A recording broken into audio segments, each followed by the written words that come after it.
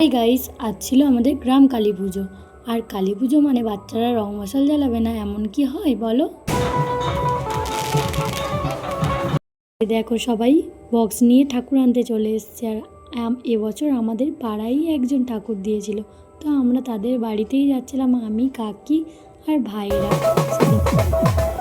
সময় ওর সাথে দেখা হয়ে গেছিল। তোমরা তো সবাই কম বেশি চেনো, ওকে আমি সাজিয়েছিলাম। এদিকে এসে দেখছি ঠাকুরের বরণও শুরু হয়ে গেছে। এদিকে বরণ প্রায় কমপ্লিটের পথ। আর আমাদের এখানে প্রকৃতিটা তোমাদেরকে একটু শেয়ার করে দিলাম। আর এই যে ঠাকুর বরণ হওয়ার পরে ঠাকুর নিয়ে আমরা রওনা দিয়েছি। আর কতটা সুন্দর লাগছে দেখো, এবছর ঠাকুরটা সত্যি খুব সুন্দর হয়ে গেছিলো। আমার তো খুব সুন্দর শুরু হয়ে গেছে আমাদের পাড়ার ছেলে ছোকরাদের ডিস্কো ডান্স। তো ওদেরকে গাড়ি থামিয়ে ডিস্কো ডান্স দেখাতেই হবে।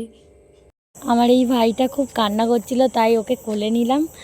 আর এই যে দেখো এখন ও চারদিকে চকমক করছে। আর এই যে আমরা মণ্ডপে পৌঁছেও গেছি, এখানটায় দেখো কত সুন্দর সাজিয়েছে। তারপর এই কাকিমাটা দেখো এখানটায় আপন মনে নাচছে নিজের মানে মন মতো।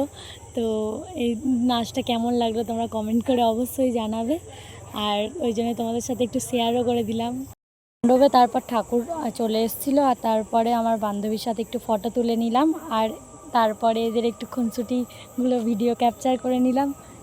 আনতে আনতে অনেক রাত হয়ে গেছিলো, যেহেতু বাড়িতে চলে এসেছিলাম। আর এই যে আজকে বাড়িতে পরোটা আর ঘুগনি হয়েছিল, তো খেয়ে নিই এখনকার মতো।